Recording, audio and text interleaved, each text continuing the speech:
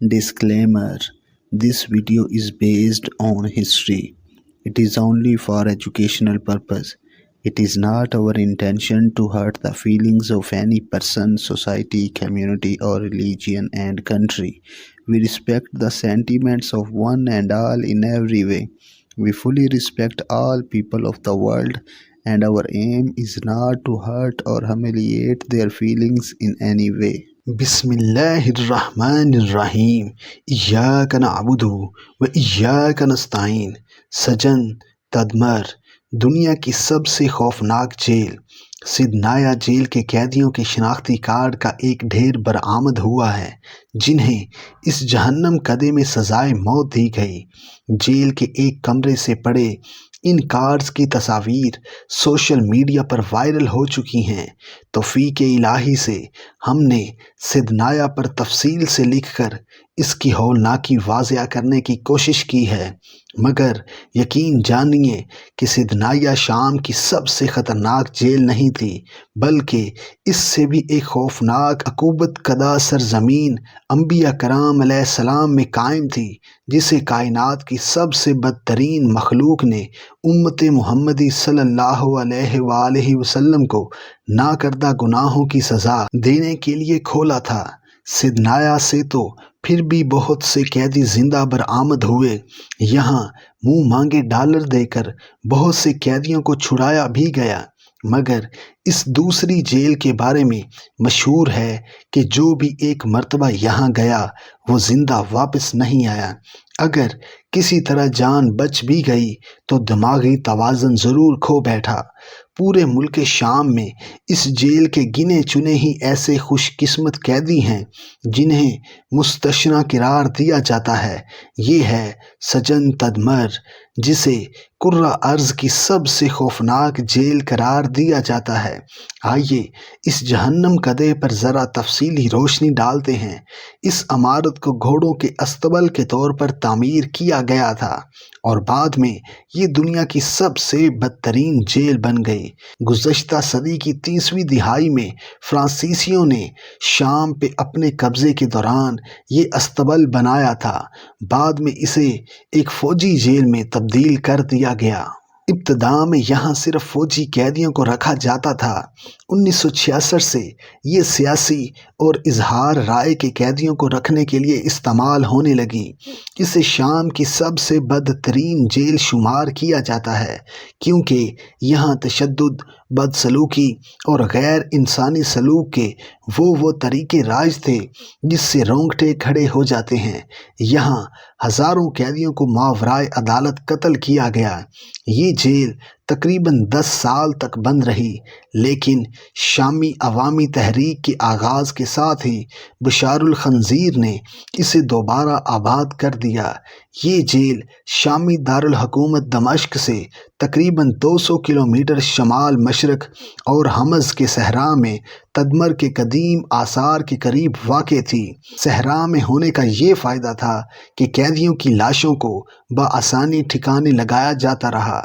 وادی اویتا کے قریب اسدی فوج ان قیدیوں کی لاشوں کو اجتماعی قبروں میں دفن کرتی رہی، جو یا تو قتل کیے گئے یا تشدد اور یا بیماریوں سے مر جاتے۔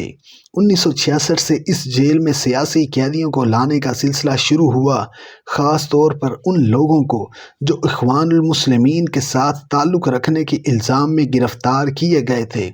بین الاقوامی رپورٹس کے مطابق یہاں ہزاروں اخوانیوں کا مقدس خون بہایا گیا۔ تدمر جیل کی حالیہ تاریخ 2001 میں تدمر جیل کو بند کر دیا گیا اور وہاں موجود قیدیوں کو دیگر جیلوں میں منتقل کر دیا گیا، لیکن شامی انقلاب کے آغاز کے بعد یہ جیل 15 جون 2011 کو دوبارہ کھولی گئی۔ ہیومن رائٹس واچ کے مطابق دسمبر 2011 میں یہاں تقریباً 2500 افراد قید کیے گئے تھے۔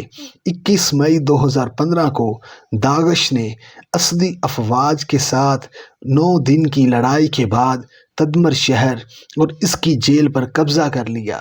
شامی حکام نے اس سے پہلے قیدیوں کو دیگر جیلوں میں منتقل کر دیا تھا۔ داعش نے جیل کی تصاویر اور ویڈیوز جاری کیں جو پہلی مرتبہ جیل کے اندر کی شکل، اجتماعی اور انفرادی قید خانوں کی تفصیلات کو ظاہر کرتی ہیں۔ اس سے پہلے تدمر جیل کی کوئی تصاویر یا ویڈیوز شائع نہیں ہوئی تھیں۔ تدمر جیل کی تباہی 30 مئی 2015 کو داعش نے تدمر جیل کو دھماکہ خیز مواد سے تباہ کر دیا۔ اس اقدام کی انسانی حقوق کے کارکنوں اور ناقدین نے سخت مذمت کی، کیونکہ وہ اس جیل کو 20ویں صدی کی 80 کی دہائی میں ہونے والے ظلم و جبر کی علامت اور اسدی فوج کے جرائم کی شواہد کے طور پر دیکھنا چاہتے تھے۔ ناقدین کا کہنا تھا کہ جیل کو تباہ کرنا بشار حکومت کے لیے ایک تحفہ ہے، کیونکہ اس سے ان جرائم کی شواہد اور آثار مٹانے میں مدد ملی جو اسد حکومت نے اس جیل میں کیے تھے۔ جیل کی تعمیر کا نظام تدمر جیل بانو پٹیکون کے نظام پر تعمیر کی گئی تھی، جو ایک ایسا ڈیزائن ہے جو قیدیوں کی مسلسل نگرانی کو ممکن بناتا ہے۔ اس ڈیزائن کا نام یونانی دیو بانو پٹس سے لیا گیا ہے، جس کے بارے میں کہا جاتا ہے کہ اس کی 100 آنکھیں تھیں جو ہر طرف دیکھ سکتی تھیں۔ جیل کے ارد گرد مٹی کے بلند پشتے بنائے گئے تھے جو اسے چاروں طرف سے گھیرے ہوئے تھے۔ اس کی عمارت زیادہ تر ایک منزلہ تھی، تاہم کچھ حصے ایسے بھی تھے جن میں زمینی اور پہلی منزل شامل تھیں۔ داعش نے تدمر کی اس فوجی جیل کی تصاویر جاری کی جو دھماکے کے بعد ملبے کا ڈھیر بن چکی تھی۔ قیدیوں کے بیانات۔ اس جیل میں رہنے والے سابق قیدیوں نے بتایا ہے کہ اس میں 7 بڑے احاطے تھے اور ہر احاطے میں 40 سے 50 بڑے زندان تھے۔ ان کے علاوہ جیل میں 39 چھوٹے زندان اور متعدد انفرادی قید خانے بھی شامل تھے۔ حافظ الاسد کے اقتدار میں آنے کے بعد 70 کی دہائی کے آخر اور 80 کی دہائی کے آغاز میں شامی فوج نے ایک بڑے پیمانے پر گرفتاریاں کی، جن میں ہزاروں اسلام پسند اور بائیں بازو کے کارکن شامل تھے۔ یہ قیدی پھانسی، تشدد اور غیر انسانی سلوک کا شکار ہوتے تھے۔ تدمر جیل اپنے خوفناک تشدد کی روایت کے لیے بدنام ہے۔ جیسا کہ بہت سے سابق قیدیوں نے ذکر کیا ہے، جیل پہنچتے ہی تمام قیدیوں کو استقبالیہ تقریب کا سامنا کرنا پڑتا تھا، جو کئی گھنٹوں تک جاری رہنے والا تشدد اور اذیت پر مشتمل ہوتا تھا۔ سابق قیدیوں کے بیانات کے مطابق جیل پہنچنے کے فوراً بعد انہیں صحن میں لے جایا جاتا تھا، جہاں ان پر تشدد کیا جاتا تھا۔ قیدیوں کو کار کے ٹائر کے اندر گھسنے کا حکم دیا جاتا تھا اور پھر محافظ باری باری ان پر ٹائر کے اندر جوتوں اور کوڑوں سے مارتے تھے۔ ہر قیدی کو کم از کم 200 سے 400 کوڑے لگائے جاتے تھے۔ یہ سب کچھ ان کو زندانوں میں لے جانے سے پہلے کیا جاتا تھا۔ کئی سابق قیدیوں نے بتایا کہ جب وہ جیل پہنچتے تو تشدد کا سامنا کرنے کے بعد انہیں زمین پر پڑے گندے پانی کی نکاسی کو چاٹنے پر مجبور کیا جاتا تھا۔ جو قیدی انکار کرتا اسے مارا پیٹا جاتا تھا، یہاں تک کہ وہ مر نہ جائے۔ قیدیوں نے یہ تصدیق کی کہ جیل میں انہیں دن میں 3 بار مختلف طریقوں سے تشدد کا سامنا کرنا پڑتا تھا، جن میں مار پیٹ، لٹکانا، شبح اور مسلسل ذلت کے ساتھ ساتھ مختلف تعذیب کے آلات کا استعمال شامل تھا۔ اس دوران کمزور قیدیوں کی جان چلی جاتی۔ جلادوں نے قیدیوں کی تذلیل اور تشدد کرنے کے نئے طریقے ایجاد کیے تھے۔ بعض قیدیوں سے دوسرے قیدیوں کو اٹھا کر زمین پر پھینکنے کو کہا جاتا تھا اور کچھ سے ایک دوسرے کو مارنے کے لیے کہا جاتا تھا۔ قیدیوں کو اہل خانہ سے ملاقات کی اجازت نہیں تھی۔ اگر ملاقات کسی رشوت یا سفارشی ذرائع سے ممکن ہوتی تو وہ صرف 10 منٹ تک جیل حکام کی نگرانی میں ہوتی تھی۔ ملاقات کے دوران قیدیوں سے جیل کی حالت یا وہاں کی زندگی کے بارے میں بات کرنے کی اجازت نہیں ہوتی تھی، بلکہ انہیں جیل کی بہترین حالت اور اچھے سلوک کی تعریف کرنے پر مجبور کیا جاتا تھا۔ جو قیدی اس حکم کی خلاف ورزی کرتے انہیں سخت تشدد کا سامنا کرنا پڑتا تھا۔ فوجی عدالتیں اور مقدمات 80 کی دہائی میں تدمر جیل میں مخصوص دنوں پر فوجی عدالتیں لگتی تھیں۔ قیدیوں کو آنکھوں پر پٹی باندھ کر جیل کے محافظوں کے ساتھ جعلی عدالت لے جایا جاتا تھا اور وہ باہر کے صحن میں بٹھا دیے جاتے جہاں وہ مسلسل تشدد کا شکار ہوتے تھے۔ انہیں رگڑ کر اور ربڑ کی تاروں سے مارا جاتا تھا اور وہ گھٹنوں کے بل بیٹھے رہتے تھے۔ ان کے سر جھکے ہوئے ہوتے تھے۔ جب کسی قیدی کا نمبر آتا تو اسے عدالت کے کمرے میں داخل کیا جاتا جہاں جج قیدی سے پوچھتا تم نے یہ اور یہ کیا اور قیدی کو ہاں میں جواب دینا پڑتا تھا۔ پھر جج فیصلہ پڑھتا اور قیدی سے اس پر دستخط کرنے کو کہتا۔ یہ سارا عمل چند منٹوں میں مکمل ہو جاتا تھا۔ بعض اوقات تو یہ مقدمہ 1 منٹ سے بھی کم وقت میں ختم ہو جاتا تھا۔ خالد الاقلات اس جہنم سے بچ نکلنے والے خوش نصیب ہیں۔ انہوں نے بتایا کہ اگر قیدی الزامات سے انکار کرتا تو اسے شدید تشدد کا سامنا کرنا پڑتا اور پھر وہی سوالات دوبارہ پوچھے جاتے جب تک کہ قیدی ہاں نہ کہہ دے۔ اس لیے قیدیوں میں یہ رواج بن چکا تھا کہ انکار کا کوئی فائدہ نہیں ہے۔ سزائیں اور پھانسی سزائے موت کے فیصلے پر عمل درآمد جیل کے صحن میں ہر ہفتے 1 دن کیا جاتا تھا اور اس میں عدالت کے صدر جج کی موجودگی ضروری ہوتی تھی۔ پھانسی کا عمل اکثر بڑی تعداد میں ہوتا تھا اور جب بھی شام میں کوئی شورش یا واقعہ ہوتا سزائے موت کی تعداد بڑھا دی جاتی تھی اور بعض اوقات یہ سینکڑوں تک پہنچ جاتی تھی۔ عام حالات میں یہ تعداد درجنوں تک محدود رہتی تھی۔ پھانسی کے وقت سارے قیدیوں کو صحن میں لا کر انہیں موت کا یہ تماشا دکھایا جاتا۔ عمر حذیفہ طویل عرصہ اس عقوبت کدے میں رہے ہیں۔ ان کی گواہی کے مطابق سزائے موت کا یہ عمل تقریباً 10 سال تک جاری رہا اور یہ ابتدا میں ہفتے میں 2 یا 3 دن ہوتا تھا۔ 1984 تک یہ سلسلہ شدت اختیار کرتا رہا۔ پھر اس کے بعد یہ کم ہو کر مہینے میں 1 یا 2 بار ہوتا رہا اور 1990 تک یہ معمول بن گیا۔ پھانسی کے دوران قیدیوں کو ایک کے بعد ایک پھانسی کے پھندے پر لٹکا دیا جاتا تھا۔ پھر ان کی لاشوں کو جمع کر کے وادی اویتات میں لے جایا جاتا تھا جہاں انہیں اجتماعی قبروں میں دفن کیا جاتا تھا۔ خالد الاقلات نے کہا کہ انہوں نے اور ان کے کچھ زندہ بچ جانے والے ساتھیوں نے جو اعداد و شمار جمع کیے ان کے مطابق جن افراد کو ان کی نگاہوں کے سامنے پھانسی دی گئی ان کی تعداد 25,000 سے 35,000 کے درمیان تھی۔ عمر حذیفہ نے بتایا کہ ہر دن پھانسی کے باوجود جیل میں نئے قیدیوں کی تعداد میں اضافہ ہوتا اور یہ سلسلہ پھانسی کے دنوں میں مسلسل جاری رہتا تھا۔ اخوانیوں کا قتل عام یہ واقعہ 27 جون 1980 کو حافظ الاسد کے دور حکومت میں پیش آیا۔ اس قتل عام میں سینکڑوں قیدی مارے گئے جن میں اکثریت مخالف جماعت اخوان المسلمین کے ارکان کی تھی۔ شہداء کی تعداد کے حوالے سے حکومت کی جانب سے سخت پردہ ڈالنے کی وجہ سے مختلف اندازے سامنے آتے ہیں۔ کچھ اندازوں کے مطابق مقتولین کی تعداد 600 سے تجاوز کر گئی جبکہ بین الاقوامی تخمینے یہ تعداد 1000 سے زیادہ بتاتے ہیں۔ بعض انسانی حقوق کی تنظیموں کے مطابق یہ تعداد 1200 تک پہنچ سکتی ہے۔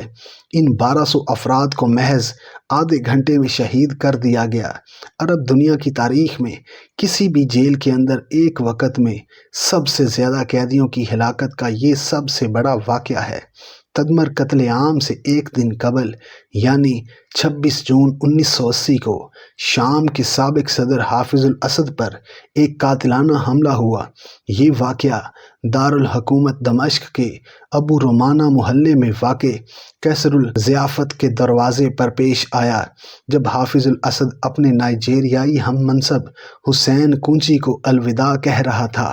اس دوران حافظ الاسد کے ایک ذاتی محافظ نے اس پر حملہ کرنے کی کوشش کی، 2 دستی بم پھینکے اور اس پر گولی چلائی۔ تاہم ایک اور ذاتی محافظ خالد الحسین نے اپنی جان قربان کر کے حافظ الاسد کو بچایا۔ حافظ الاسد اس قاتلانہ حملے میں معمولی زخمی ہوا لیکن محفوظ رہا۔ شامی حکام نے بغیر کسی ثبوت کے اس حملے کی منصوبہ بندی اور عمل درآمد کا الزام اخوان المسلمین پر عائد کیا۔ اس کے بعد حافظ الاسد اور اس کے بھائی رفعت الاسد نے تدمر قتل عام کے ذریعے اخوان المسلمین سے انتقام لیا۔ حافظ الاسد کے بھائی رفعت الاسد نے اپنے دفاعی دستے کے افراد کو قتل عام کا حکم دیا۔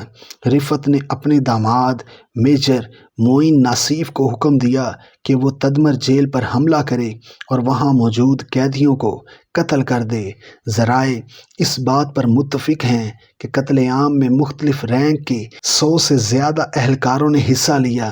انہیں دمشق سے تدمر کے فوجی ہوائی اڈے پر 12 ہیلی کاپٹروں کے ذریعے منتقل کیا گیا۔ ان میں سے تقریباً 80 اہلکار جیل پہنچے جہاں انہوں نے قیدیوں کی کوٹھریوں میں گھس کر انہیں گولیوں اور دھماکہ خیز مواد سے قتل کیا۔ دستیاب معلومات کے مطابق مقتولین کی لاشوں کو ٹرکوں کے ذریعے منتقل کیا گیا اور پہلے سے تیار کردہ گڑھوں میں دفن کر دیا گیا جو تدمر کے مشرق میں واقع ایک وادی میں موجود ہیں۔ شامی انسانی حقوق کمیٹی مسلسل مطالبہ کرتی رہی ہے کہ متاثرین کے نام اور ان کی قبروں کے مقامات کو ظاہر کیا جائے مگر بے سود۔ رد عمل ہیومن رائٹس واچ کا کہنا ہے کہ رفعت الاسد کی قیادت میں سرایہ الدفاع کے کمانڈو یونٹس نے تقریباً 1000 نہتے قیدیوں کو قتل کیا جن میں اکثریت اسلام پسندوں کی تھی اور مقتولین کے نام کبھی بھی ظاہر نہیں کیے گئے۔ قتل عام کی تفصیلات اگلے سال منظر عام پر آئیں، خاص طور پر اس وقت جب اردنی حکام نے 2 افراد کو گرفتار کیا جو قتل عام میں شریک تھے اور ایک منصوبے کے تحت اردن کے سابق وزیر اعظم مظہر بدران کو قتل کرنے کی کوشش کر رہے تھے۔ ان دونوں نے قتل عام کی تفصیلات فراہم کی جس کے بعد ایمنسٹی انٹرنیشنل نے شامی حکام سے اس معاملے کی تحقیقات کا مطالبہ کیا لیکن کوئی فائدہ نہ ہوا۔ شامی انسانی حقوق کی ویب سائٹس نے ان افراد کی گواہیاں شائع کیں جو قتل عام میں شریک تھے۔ ان گواہیوں میں انہوں نے تصدیق کی کہ ان کی ذمہ داری تدمر جیل پر حملہ کرنا تھا۔ ایک شخص نے مقتولین کی تعداد 500 سے زیادہ بتائی۔ اقوام متحدہ کی انسانی حقوق کمیٹی نے اس قتل عام کو سنگین جرم قرار دیا جو جان بوجھ کر قتل کی ان حدود سے بھی آگے تھا جو شامی تعزیرات کے قانون کے تحت قابل سزا ہیں۔ کمیٹی نے واضح کیا کہ اس قتل عام کا حکم دینے والے اور اس کے تمام عمل درآمد کرنے والے قانونی طور پر اس جرم کے ذمہ دار ہیں۔ دیگر قتل عام تدمر قتل عام حافظ الاسد کے دور کا واحد واقعہ نہیں تھا۔ انسانی حقوق کی تنظیموں نے 1980، 1981 اور 1982 کے دوران تدمر جیل میں ہونے والے 7 اجتماعی قتل عام کی تصدیق کی ہے جن میں سینکڑوں شامی شہری ہلاک ہوئے۔ تنظیموں نے ایک نامعلوم سابق شامی سیاسی قیدی کے حوالے سے بتایا کہ 1981 سے 1983 کے درمیان مزید اجتماعی پھانسیاں ہوئیں۔ اس قیدی نے وضاحت کی کہ یہ پھانسیاں ہفتے میں 2 بار ہوتی تھیں اور ہر بار درجنوں افراد کو موت کے گھاٹ اتار دیا جاتا تھا۔ تحقیقات کے مطالبات شامی انسانی حقوق کمیٹی نے بارہا مطالبہ کیا ہے کہ حکام اس قتل عام کے متاثرین کے نام ظاہر کریں، لاشوں کی تدفین کے مقامات کا اعلان کریں اور اس واقعے کے تمام ذمہ داروں اور ملوث افراد کو آزاد عدالتی کارروائی کے تحت انصاف کے کٹہرے میں لائیں۔ تاہم ان مطالبات پر آج تک کوئی عمل درآمد نہیں ہوا۔ بین الاقوامی اپیلوں کے باوجود قتل عام کے یہ معاملات بند ہی رہے اور شاید کبھی بھی ان سے پردہ نہیں ہٹے گا۔ بحوالہ Al Jazeera Zia Chitrali. Subscribe master Zain academy 2.0۔